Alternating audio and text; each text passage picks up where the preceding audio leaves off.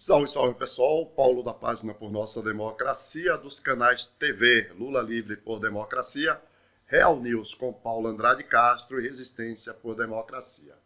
Pessoal, estou aqui para trazer para vocês mais uma vitória maiúscula da defesa de Luiz Inácio Lula da Silva no STF. Essa vitória chama a atenção por um aspecto importante. A ministra Carmen Lúcia votou junto com o ministro Gilmar Mendes e o ministro Ricardo Lewandowski para garantir, pelo menos nesse momento, o respeito à nossa Constituição. Antes de irmos diretamente a esse julgamento, eu gostaria de pedir a você, se inscreva em nossos canais, aperte o sininho para receber nossas notificações e passe essa informação adiante. Lembrando a todos vocês que hoje às 17 horas estarei neste canal conversando com a professora Flor Silva sobre a economia nos governos PT. Muito obrigado a todos vocês. Assistam essa importante vitória de Lula e até às 17. Tchau. Conclusão. Trata-se de petição em que se processa agravo regimental interposto por Luiz Inácio Lula da Silva contra a decisão do eminente relator em que lhe foi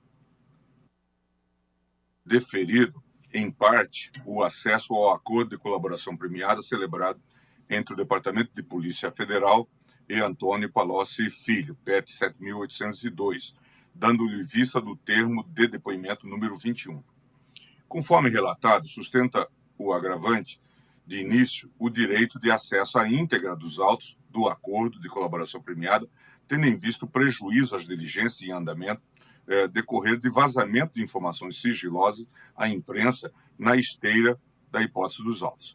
Alega ser prejudicial a si e à própria administração da Justiça a necessidade de provocar os diversos foros processantes do material advindo do acordo de colaboração para que assumam providências que podem ser tomadas por este Supremo de imediato. Defendendo ser imprescindível que os benefícios concedidos ao colaborador no acordo de colaboração sejam conhecidos tanto pelo agravante quanto pelos juízes processantes, requer a reconsideração da decisão agravada ou a submissão da insurgência a julgamento perante o órgão colegiado para que seja disponibilizada a íntegra do acordo de colaboração firmado por Antônio Palocci Filho e homologado neste petitório, incluindo-se todos os termos de colaboração, vídeos, mídias e documentos anexos.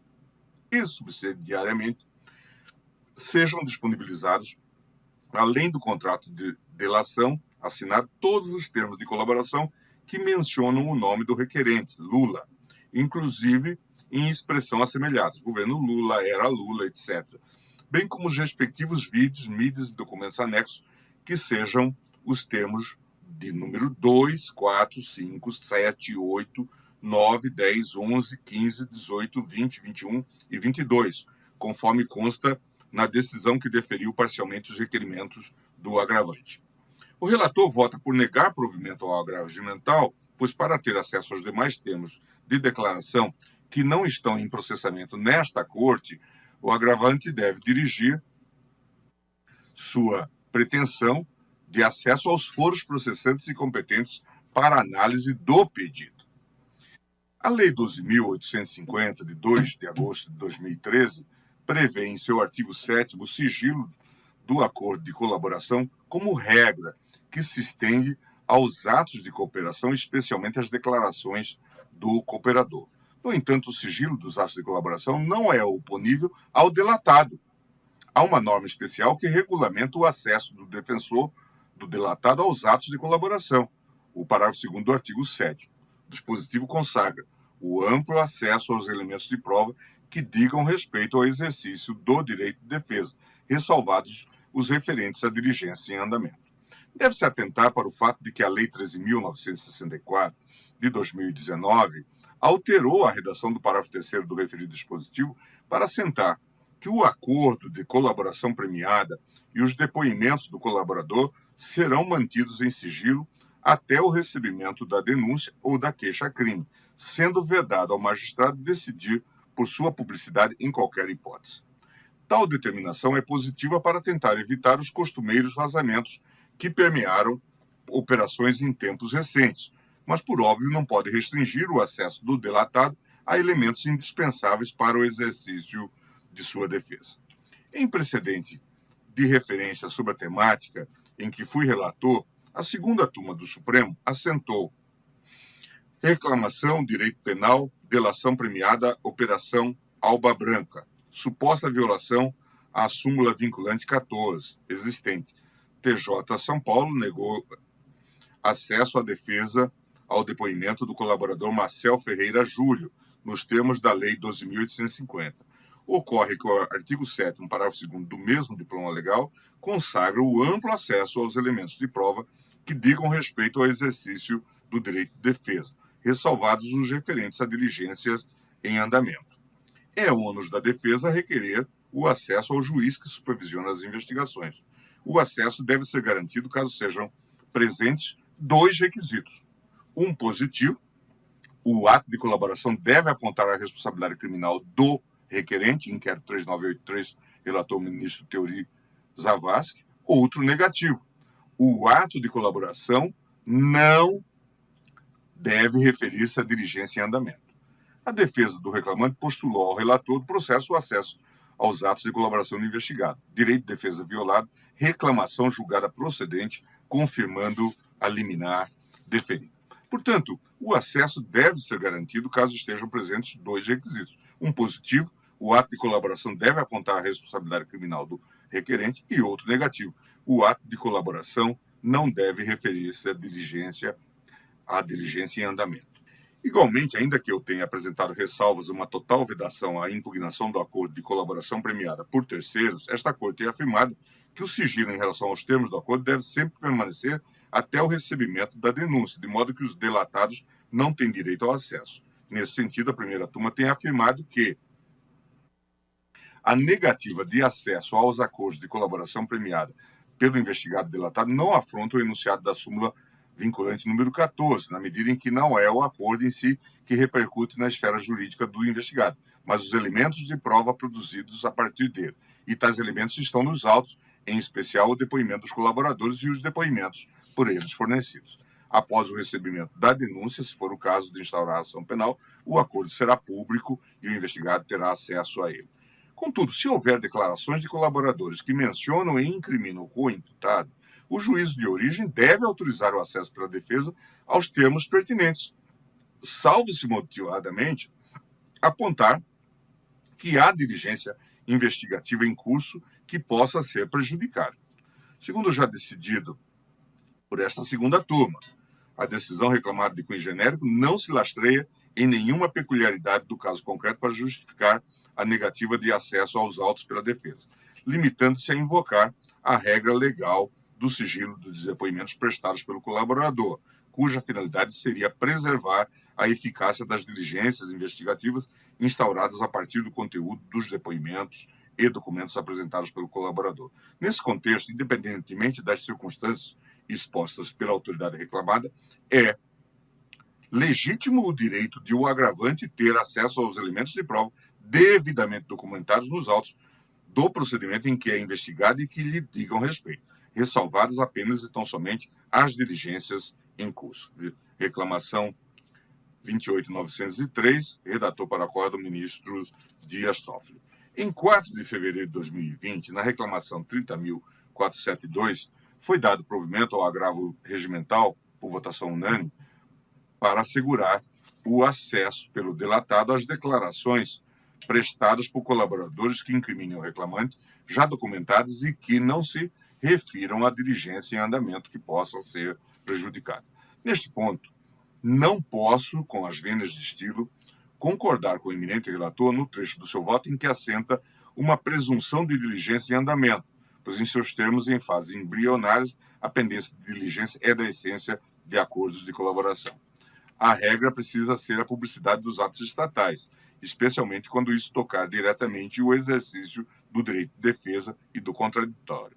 Ou seja, em caso de eventuais diligências em andamento que possam ser prejudicadas pelo conhecimento do delatado, isso deve ser especificamente motivado pelo juízo de origem nos termos da súmula vinculante 14 deste Supremo Tribunal Federal. Portanto, ao co-imputado delatado deve-se assegurar o acesso aos termos de colaboração premiada com declarações de colaboradores que o mencione e incrimine, salvo seu juízo motivadamente e de modo específico apontar que há diligência investigativa em curso que possa ser prejudicada.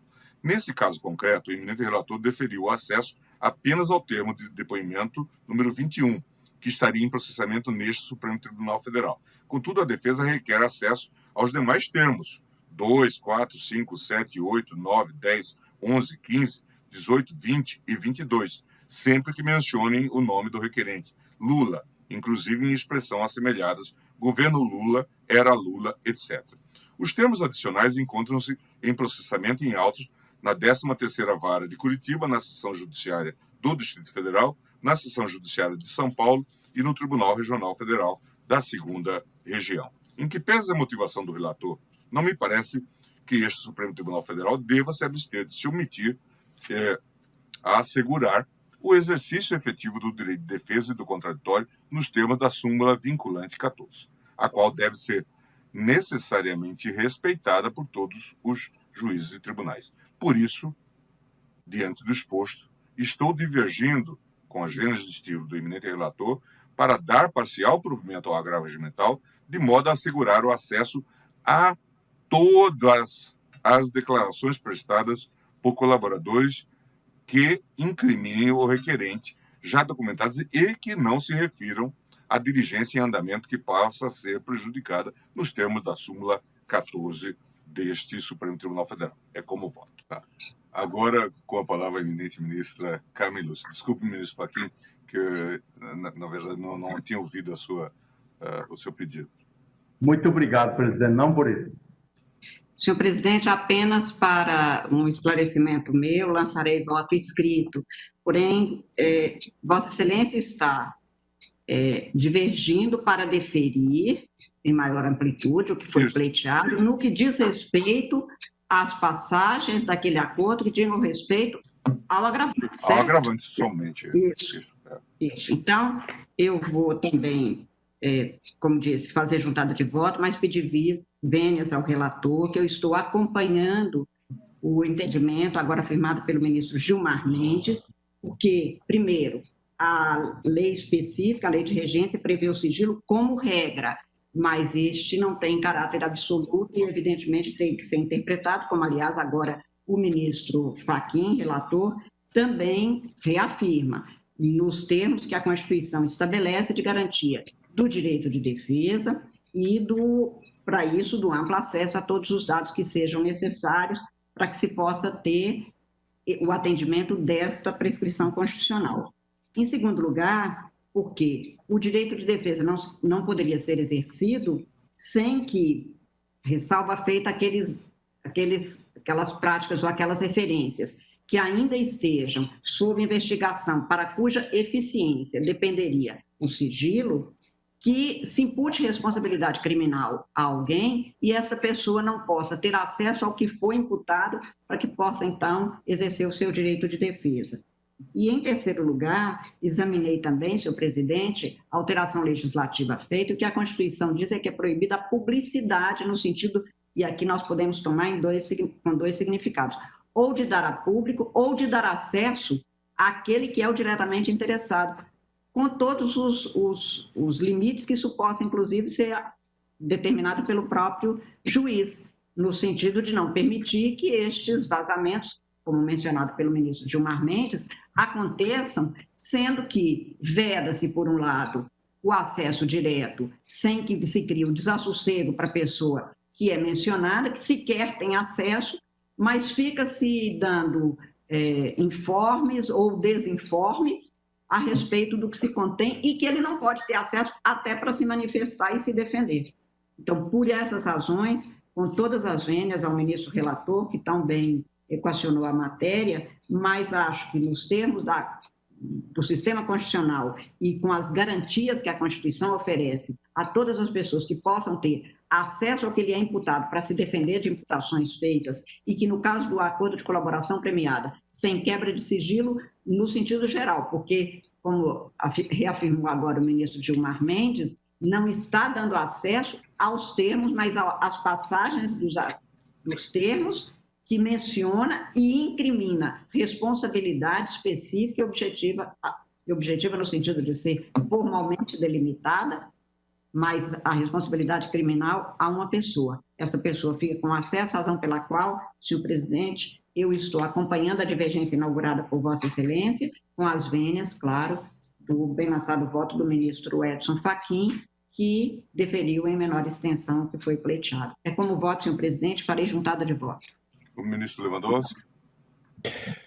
Senhor presidente, eu trago um longo voto e leio apenas a parte final, que digo o seguinte: eu rememoro por oportuno que a Lei 12.850 prevê em seu artigo 7º o sigilo do acordo de colaboração como regra, que se estende aos atos de cooperação, especialmente às declarações do cooperador.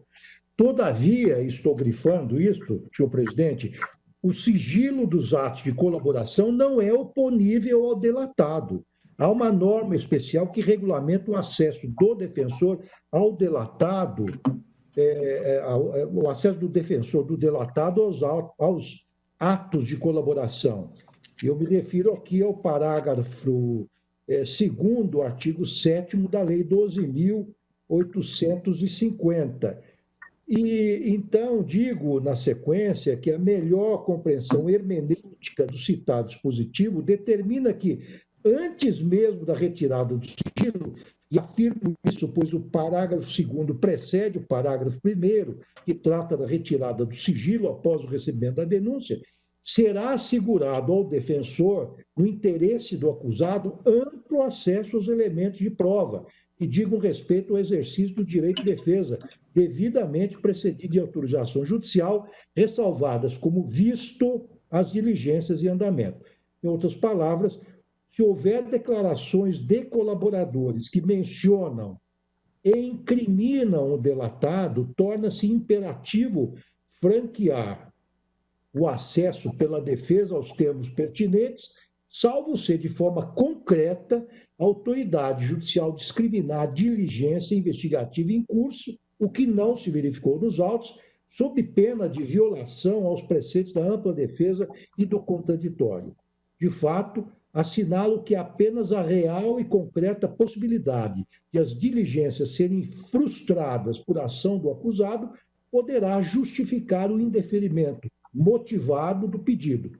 Ademais, essa segunda turma tem assentado importante posicionamento no sentido de assegurar a efetividade da ampla defesa do contraditório aos réus delatados, garantindo o acesso aos termos que tenham sido citados e que não tenham diligências em curso, que possam ser prejudicados nos termos da súmula vinculante 14 desse Supremo Tribunal Federal.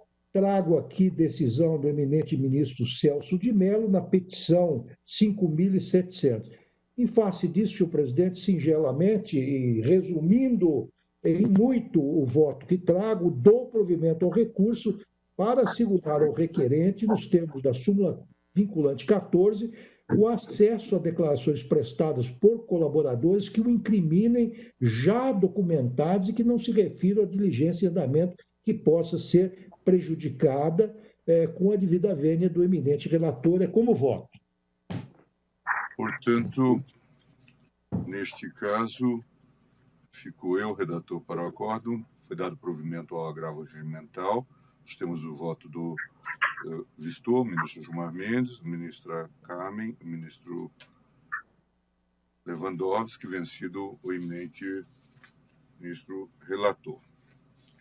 Senhores ministros, chamo ainda